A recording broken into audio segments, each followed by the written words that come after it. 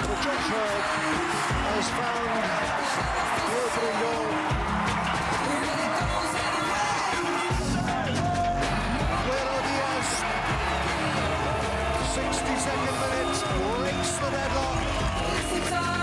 Cordova sent a beam around, and Alphonso Davies has opened the scoring.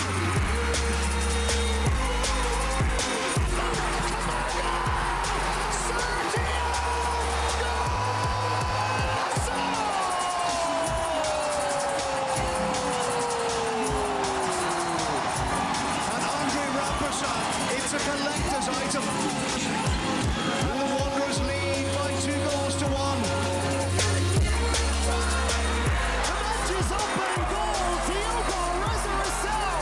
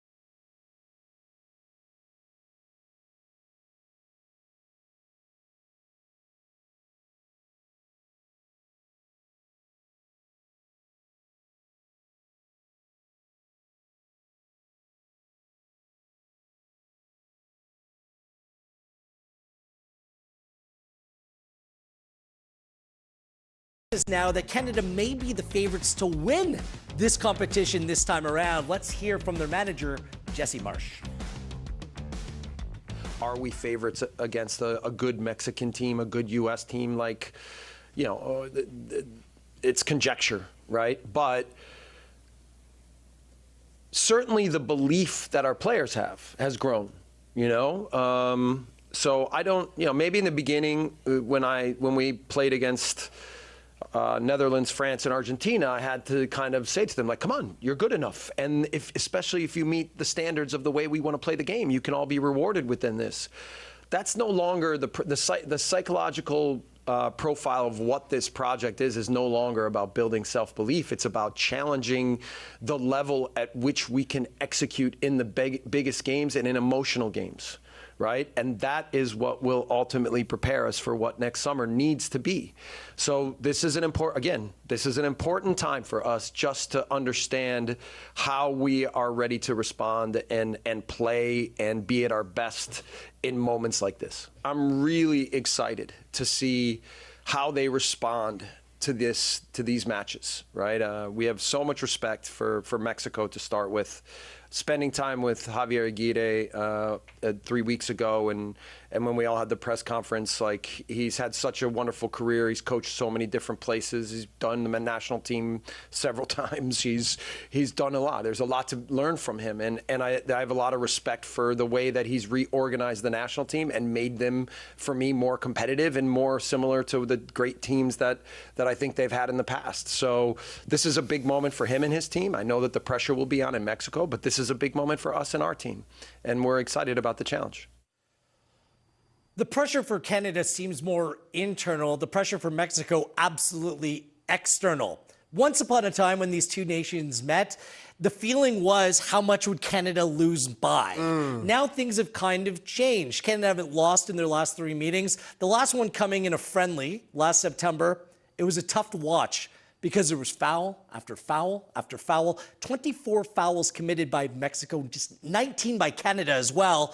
There were more cards shown in the game than shots on target. They played to a glorious 0-0 draw. Are you expecting much of the same this time around? Because that was Javier Aguirre's first kind of go with this Mexico side, and it seems like the strategy, the game plan was simply not to let Canada play. Yeah, agreed. These two teams have played 39 times.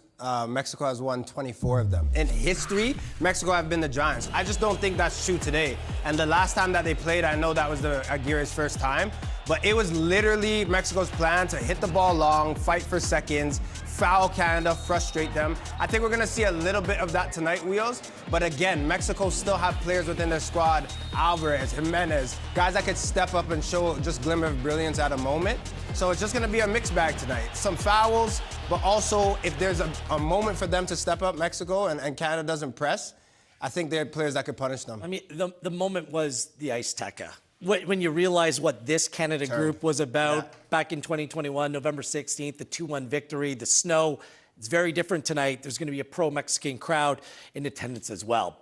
Alphonso Davies, the captain of Canada, didn't start the last time that these two teams made. But for Davies this season, it's much of the same. He's with the same club, albeit a new manager at Bayern Munich under Vincent Kompany, and Davies is putting together a phenomenal campaign. He's just signed a new contract, but where the growth from Davies has come is really playing for the national team in his new role as captain. He sits down in our latest installment of the Sit Down presented by Visa, catching up with our very own Christian Jack. What's this feel like as you get ready to try and lift the trophy? It feels good. It feels uplifting. We know that we have to go through a very tough Mexican side, you know, and then on the other side, a U.S. side, you know. But this is exciting. Remember us in the last Nations League in Vegas, you know, that defeat really, you know, put something in our hearts and really, you know, affected us. But we know that we have another opportunity this time around, and we want to grasp it with both hands for sure. And grasp the trophy with both hands. Exactly. No, you know more than most in this camp what it's like to lift the trophy. Have you imagined what that would be like to do as a skipper for this team? Honestly, I don't think I really realized it until I'm in the moment. I think right now is the full focus is the journey towards that. But I know that lifting a trophy is never easy. You know, whether people think, obviously, you play for Bayern Munich, they win everything, but at the end of the day, it's still tough. Still tough But I think most of the guys here know that lifting the trophies, it's not an easy task to do. It takes everything. It takes a whole team to come together as one and be, together and fight for every inch you have on the pitch. You mentioned the team. There's a saying out there that says it's not what we have, it's who we have. Mm-hmm. You have this team, you have this band of brothers, if you've called them. Surely that makes it even more motivating and special that you could do it with this group. Yeah, it is very special, with these players that we have. Most of these guys, like I said, have won trophies over in the domestic league, and some of them are playing at, top clubs, and they know that what it takes to win important games, and, coming to the national team, bringing that mindset, bringing that intensity, and now you can see how we're, evolving, with even with the new guys that come into camp, they know that, okay, we know that we have to, match the intensity if, we want to, be on the same level. But yeah, playing these two games is going to be exciting, especially the first one. We know it's going to be more of a Mexican side fans, but, most of us playing, hostile, loud environments, and we're up for the fight. You're about to go on the pitch. The semi-final crowd is going crazy. Mexican fans out there. What's your message to this team to keep that emotional control that has been so key for you guys through Copa to make sure that you're ready for this match? My message is, yes, live in the moment, but also be smart of, what we're here to do. Once we step on that pitch, we're together as a unit, and we're playing for something bigger, not just for us. We're playing for a whole country. We're playing against a good team, that has, 20,000 fans on their side.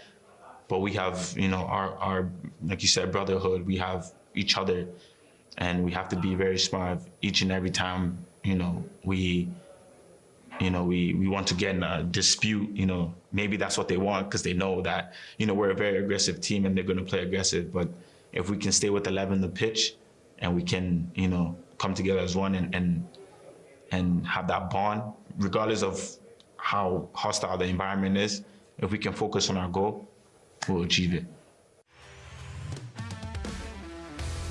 80-19 confident.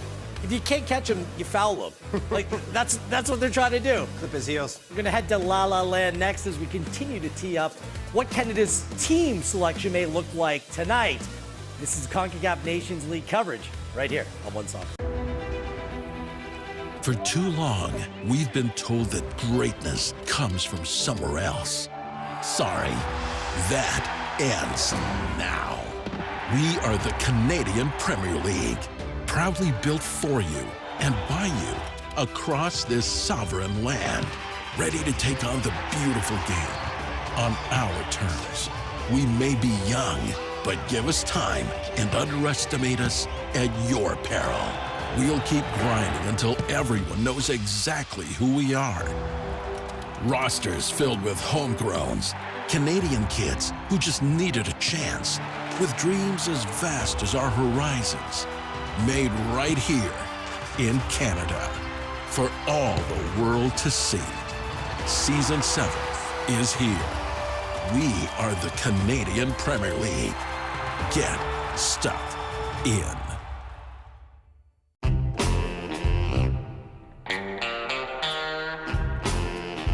This ultimate mouth-watering moment is brought to you by the big, bold, ultimate taste of Ultimate Chicken Hot Dogs, only from Maple Lodge Farms. Hellman's Spicy. Every squeeze of rich creaminess is deliciously spicy, with a kick of real chili peppers. Mmm, irresistible. Hellman's Spicy. Gatorade. With electrolytes to help replenish what's lost in sweat, carbs to help fuel your working muscles, and fluids to help you hydrate. Scientifically formulated so you never stop competing. I do this for my town, my time, my time. None of you people can tell me to stop. Rehydrate, replenish, refuel. Gatorade.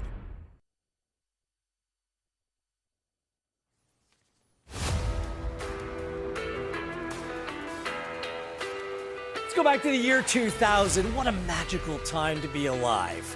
The last time Canada won a trophy was the 2000 Gold Cup, and it happened in the most improbable way. A coin toss just to get out of the group to finish level with Costa Rica and Korea. The heroics of Corazine, Hastings, Davos, and others defeating Mexico, Trinidad and Tobago, and Colombia 2-0 in the final. On the way, one of the standout moments in Canadian soccer history. Gareth Wheeler, and let's head to Hollywood now. And if you're a star, they just refer to you just by 2 letters, not a full name. It is KJ standing by. Christian, it seems like the group is feeling all their vibes this week. It's been feel-good story after feel-good story. You've been around them. Is that legit? There's no nerves or anything like that? They're just rolling on good vibes right now? Well, they're a confident group. There's no doubt about that. And I think the reasons for the confidence come from the fact that the fear factor is gone when it comes to the opponents. Not just tonight's opponent, but whoever they're going to play on Sunday. And, you know, we know they're going to play, whether that's a third-place game or a final. So, you know, Jonathan Osorio has repeatedly told me, you know, we are who we thought we are. We believe that we're going to win this game now. And that's a difference. You know, I was there 2 years ago in Vegas where they thought they were going to beat the U.S., and in fact, they got pretty much outplayed that day. And you wonder whether they really believed. There was a lot of talk about the program at the time and tier 1 players at different countries and whether they really were the best. Now, we can argue and debate whether Canada has the most talented group here, but what they believe is that they are the best group here. What they believe is they look around that Stefan Eustaquio has won 7 domestic titles in Portugal. Alphonso Davies has won every trophy there is to win with a club like Bayern Munich. Jonathan David has won the Liga and title, and Alistair Johnson the same in Scotland. And we could go up and through the lineup and talk about those players that have done that. So it's those big games that have allowed them to bring the belief that have also led to the big games for Canada as well. And when you go through the gauntlet that was Copa America and the opponents that were there and the difficult environments that were around it, they believe they're ready for this tonight. Although in Copa America, they just won 1 game in 90 minutes under Jesse Marsch. They've only lost 3 games in 90 minutes, Argentina twice, and the Netherlands. Not bad. Here is the projected Canada starting 11. Jordan Wilson, jump in if there's anything you may disagree with. Some of the players, Marsch is just about confirmed. It's the goalkeeper. We're expecting Dane Sinclair to start tonight.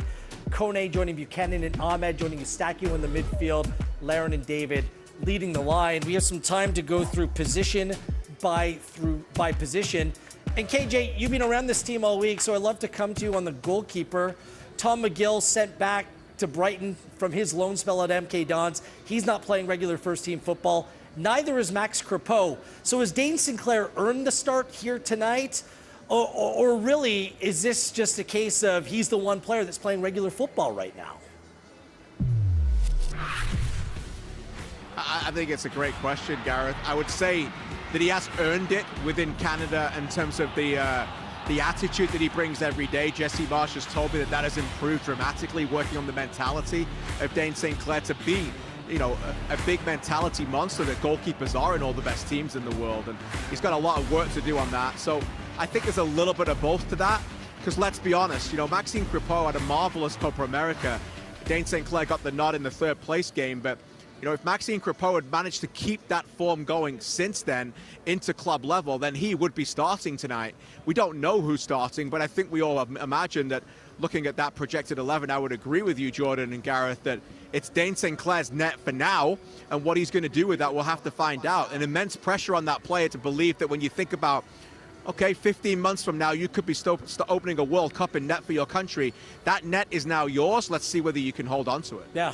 A lot to be proven. I think it's a position that's very much up for grabs still as we build up towards 2026. The backline, KJ, we've come a long way. It used to be a position where there was question marks across the board. Now it seems like the greatest strength of this Canada side, Johnston, Bombito, Cornelius, and the captain Davies, as good as it gets. In fact, Moise Bombito has played 90 minutes in every game under Jesse Marsch. Would you agree with that assessment that the back line is actually the strongest position in this Canada side right now as things stand?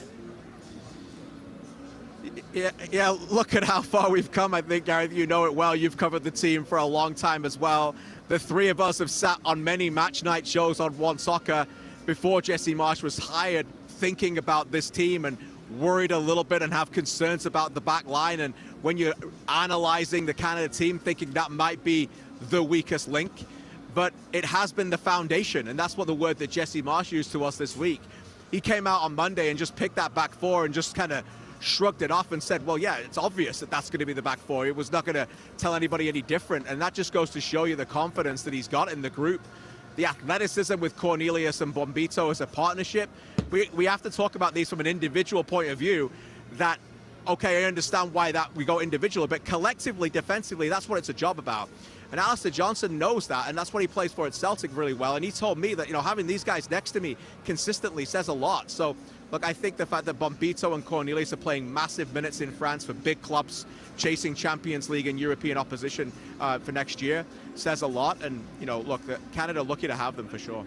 Quickly, when I look at this team, the back four, Alistair Johnson on the right in Copas, he's probably the best right back in that tournament. And the way that he can get forward and press fits Marsch's style to a T.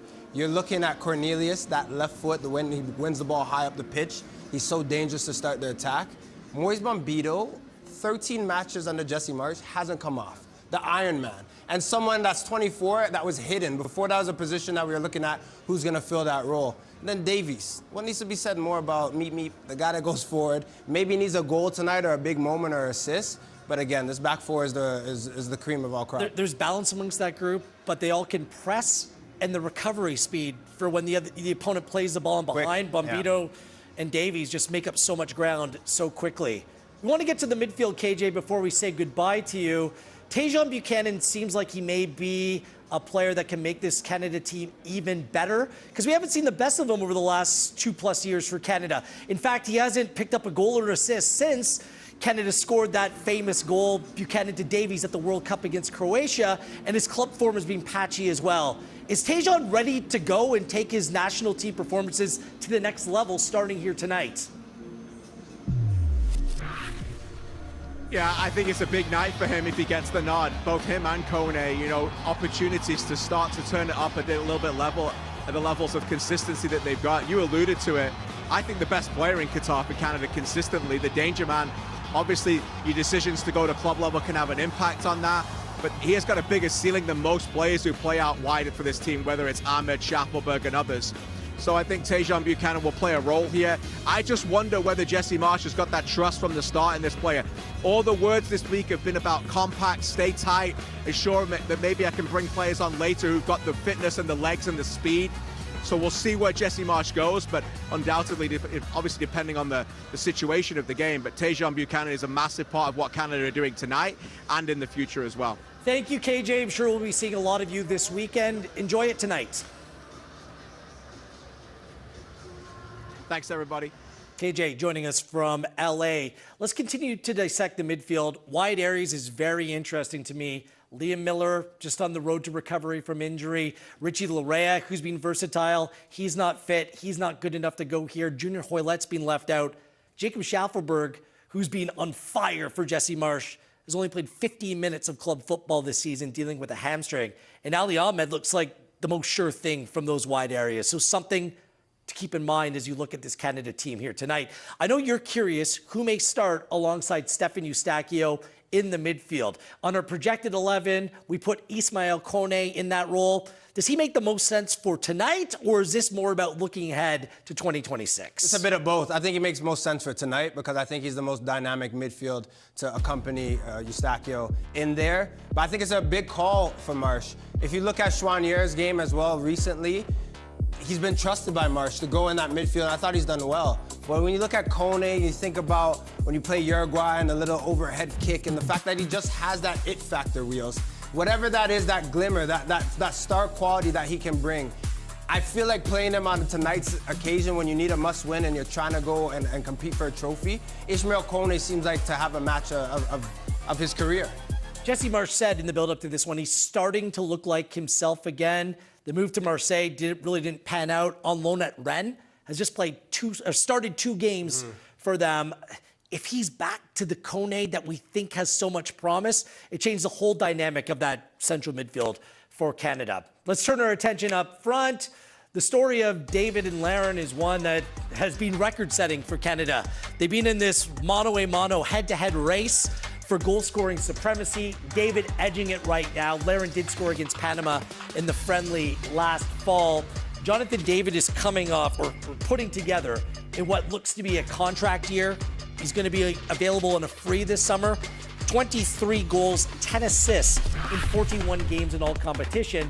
But when you look at the fact that Daniel Jebison, Promise David, two intriguing strikers have joined the fold, how does that change the complexion of the Canadian front line?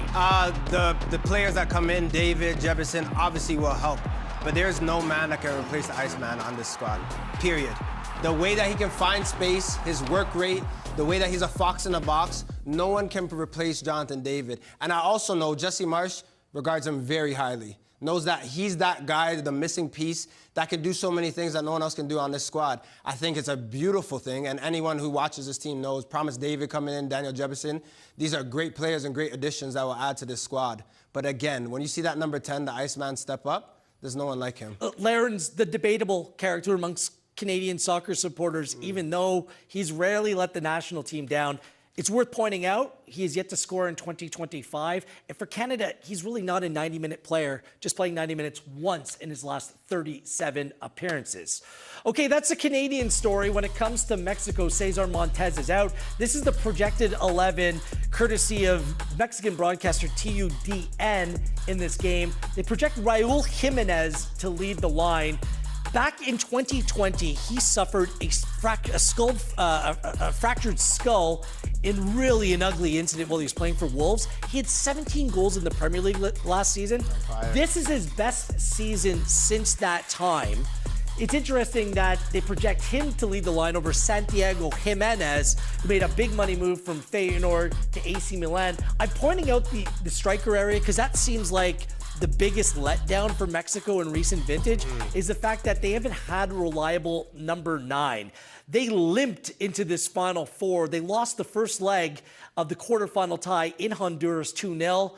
Javier Aguirre was hit by a beer can in the head. He was bleeding profusely. That's when I knew that they'd win the second leg, and they went on and destroyed Honduras 4-0. So what sort of Mexican side are you expecting we see here tonight? I said a mixed bag before, but I see a team that's obviously going to press and try to frustrate Canada.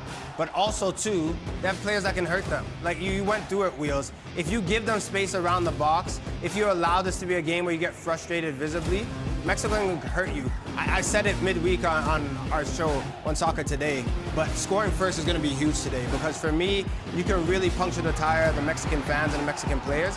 But if they score and they start celebrating, this is an uphill battle for Canada. There's big pressure on Mexico. They're going to be hosting a World Cup as well, and the expectation is that they're a team that can contend. They had never won this tournament, and now they're recycling through managers. This is the third time that Aguirre's been in charge. A lot of expectations surrounding Mexico here tonight, especially considering they didn't get out of their group at Copa America, only scoring 2 goals in the process. We're going to hear from Stefan Eustaquio, the co-captain of the Canadian men's national team and the heartbeat in the central midfield. That's coming up next as we're counting down to kickoff on your Concacaf Nations League.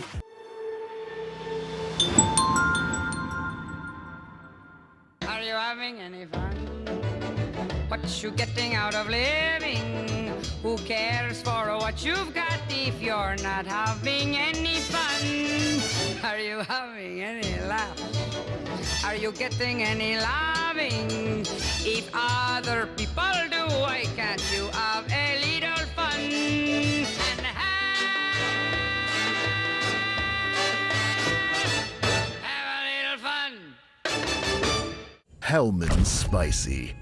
Every squeeze of rich creaminess is deliciously spicy, with a kick of real chili peppers. Mmm, irresistible. Hellman's Spicy.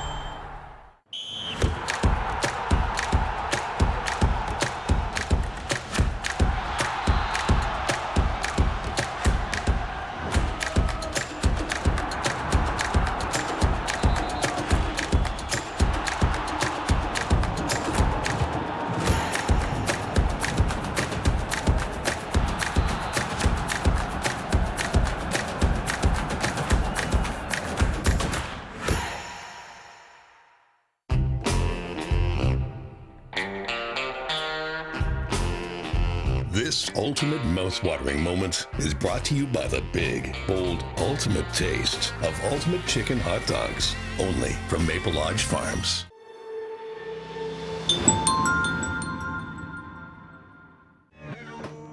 Basketball is a very physical sport. There's so many times that I've got hit on the basketball court. Marks don't hold you back. Movement leaves marks. Your antiperspirant shouldn't. Degree Ultra Clear. Non-stop protection against white marks. For over 25 years, Access Storage has been supporting our communities from coast to coast, protecting what's important to us. Access Storage. Buy Canadian, store Canadian.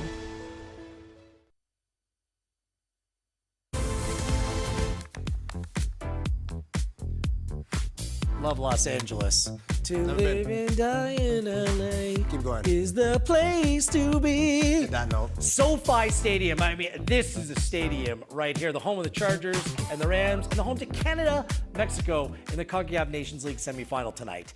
Gareth Wheeler, Jordan Wilson with you. It seems like just yesterday we were having this conversation about Canada in the Nations League final in Las Vegas in 2023.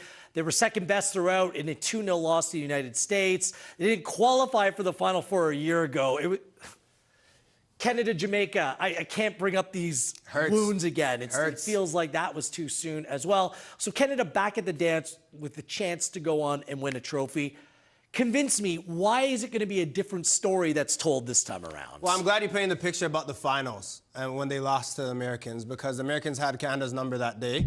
And you following closely with this team, Canada going forward, it's all about transition play and the fact that they have so much pace. And the Americans nullified that on the day. But I think today, Wheels, I think right now when you're looking at this team, they have more. They play that high tempo. They can also, they're battle tested. They're ready to go and compete. I just think Canada can have it. Now, I have to say those, Wheels, this feels like put up or shut up time.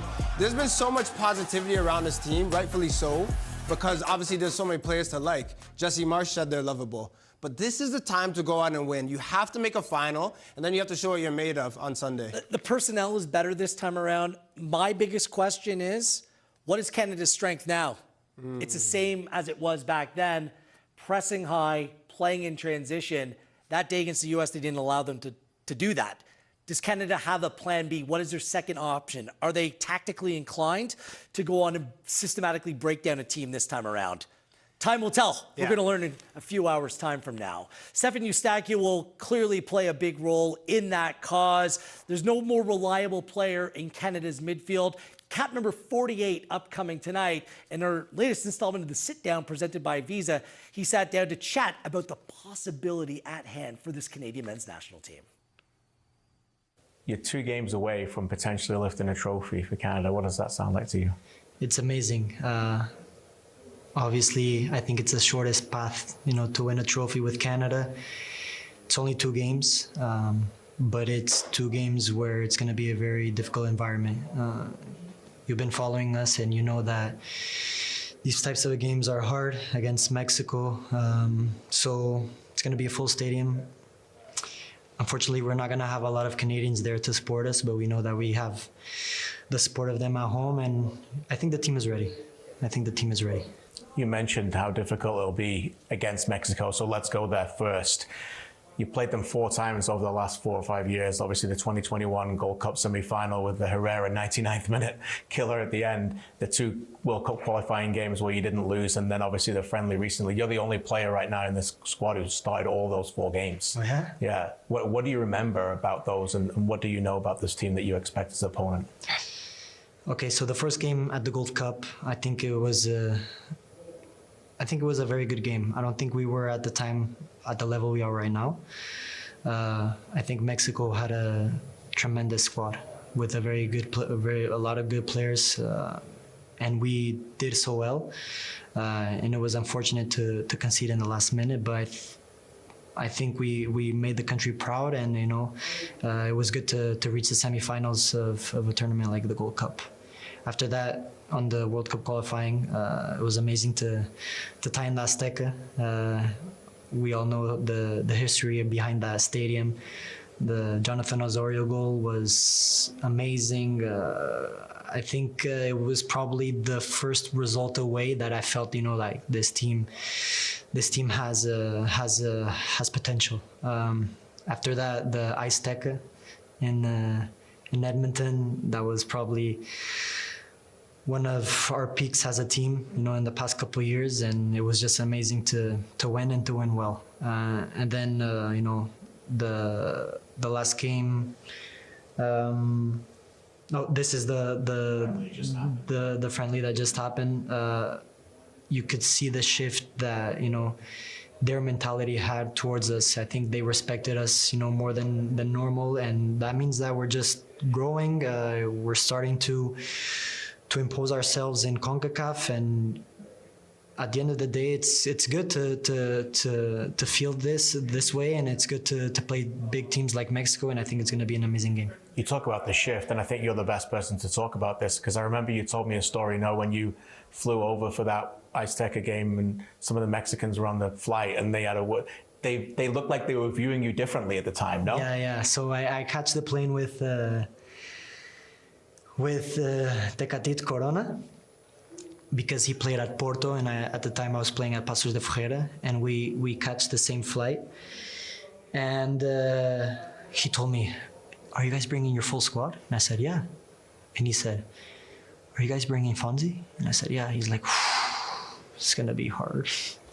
You knew you had them then. Yeah, and when he said that, and this is Tecatito, probably at the time one of the best players of Mexico, right? So I felt like, we know that you guys are very good, but at the same time, like, you guys know that we can do something. And for me, that was enough to go to camp and to tell the players, like, guys, if we have a good game, we can make this happen. And we did. Tecatito has fallen off a cliff since that time, honestly. But Canada, on the rise. Yeah. I love YouTube. I love when my content is posted on YouTube. We're going live tonight, post-game. Me, Wilson, Jenko from Calgary. Excited. Maybe, just maybe wearing his cowboy hat. I hope not. I hope. I hope not. That'll mean it would be a celebratory performance and a celebratory discussion. I'm in the onesie, though. YouTube. Toasty. Jordan the onesie coming up tonight, immediately following the final whistle. We'll take a look at the U.S. next as we count down to kickoff here on One Soccer. Basketball is a very physical sport. There's so many times that I've got hit on the basketball court. Marks don't hold you back. Movement leaves marks. Your antiperspirant shouldn't. Degree Ultra Clear. Non-stop protection against white marks.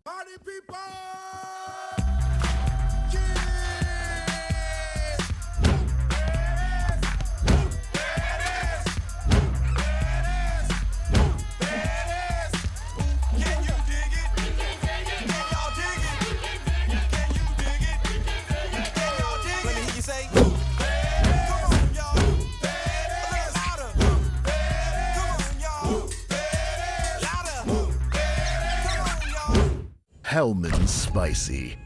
Every squeeze of rich creaminess is deliciously spicy, with a kick of real chili peppers. Irresistible. Hellman's Spicy. Canadian soccer fans, we're different. We cheer on the Reds while cheering out our motherlands and each other's lands. Soccer is in our hearts. Our roots are on display. Not to divide, but to unite. Because to us, soccer's more than just a game. It's who we are. From coast to coast to coast, it connects us all. Cheers to us. Cheers to the game.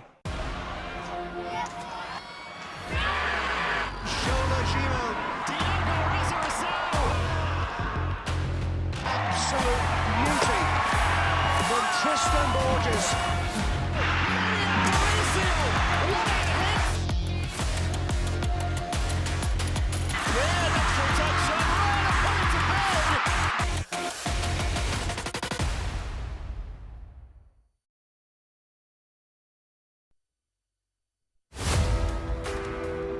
A big night of football ahead here on One Soccer. You know what March Madness is going on right now? Forget about it. try hard you against who is that state? Like, you don't know these guys. You know Canada, and you're going to know a lot more about these players in this team heading to 2026 as well. It all starts off with the U.S. and Panama coming your way at the top of the clock. Gareth Wheeler, Jordan Wilson with you. I did play for Tryhard State. Yeah, point guard? We were decent. Let's talk to the U.S., okay? Because they are perennial winners of this tournament, I should say. A team that does well in CONCACAF, but take that next step outside of CONCACAF, it hasn't come together quite yet. Is this their tournament to lose under new manager Mauricio Pochettino as well this time around? It still is. Yeah, I think there's a chink in the armor. I don't think this is the strongest side. I think Canada, Mexico, Panama. Obviously, Panama tonight can go and maybe puncture their tires. But based on history, this is still their tournament to lose. And from the Canadian perspective, I understand the fact that you want to go out and fear the U.S. But we've talked about this before in recent years about, oh, this could be the time. But the Americans still find a way to show that class and quality on American soil and become victors. What's interesting about this team, when it was named, you're like, okay, it's pretty strong. No Balaga, no Pepe. But since that time, 3 top players. In Anthony Robinson, I think he's brilliant. The fullback from Fulham. Trusti and Cardoso have all bowed out. But that's kind of the strength of this U.S. side, isn't it? The depth of talent that is available to them. Yeah, and then also players that are willing and ready to step up and fill that role. It's not the fact that, obviously, that you have players that your big dogs out. The other guys are like, I want to be the big dog this tournament. I want to be seen. So, yeah, the depth pool is very, very grand for the U.S. Well, that's Christian Pulisic this time around. We should remind you, after their failure at the Copa America, Berhalter out, Pochettino in, big CV. Spurs, PSG won a League One title there, and Chelsea as well. Pochettino this week sat down with Sky Sports, and this came after FIFA President Gianni Infantino in the Oval Office with President Donald Trump said he thinks the U.S. could win the World Cup. I spat out my coffee at that time. Pochettino was pressed on that. He's like, yeah, with the support of Trump and the fans, that they can go in and win the World Cup. Come on, reality check here. Let's do a reality check, Jordan. Come on. Cap with my cap. There's no chat. What are we saying? There's no. Look, I rate this team in this region. I also look. I think in 2010, probably one of the teams I love watching at the World Cup. They've fallen a big dip since then. There's still quality players within this U.S. side, but to say the best in the world at soccer? It's funny, like, we addressed it on One Soccer Today this week. Christian Pulisic is a very good player. Is he a star? Where are the stars in this team, and where have they shown that they can compete against the best of the best in world football? They couldn't get out of their group at Copa America. The question is, where are the stars? The stars are no longer playing this game. The stars have retired for the U.S. men's national team. There are very good players, but the stars have retired, and we can go down that list. I don't think anyone that's playing right now would be on that top list. I'll tell you where the stars are. With the stripes on the flag. That's what I knew you were going there. He said he needs Trump's help because if they issue tariffs against every nation in the world, which takes away their top 3 players, then maybe they'll have a chance to go on and win. They need Trump's help. Tariff top players. We're looking forward to tonight here on One Soccer. It's the Nations League. Pulisic and company dance with Carrasquilla and Panama first, then Canada, Mexico in the nightcap. Join us on YouTube a little bit later on. Stay with us right here. It's a Concacaf Nations League semifinal. Allstate and its 900 agents proudly support Canadian soccer at every level. Visit allstate.ca. Are you having any fun? What you getting out of living? Who cares for what you've got if you're not having any fun? Are you having any laugh? Are you getting any loving? If other people do, why can't you have a little fun?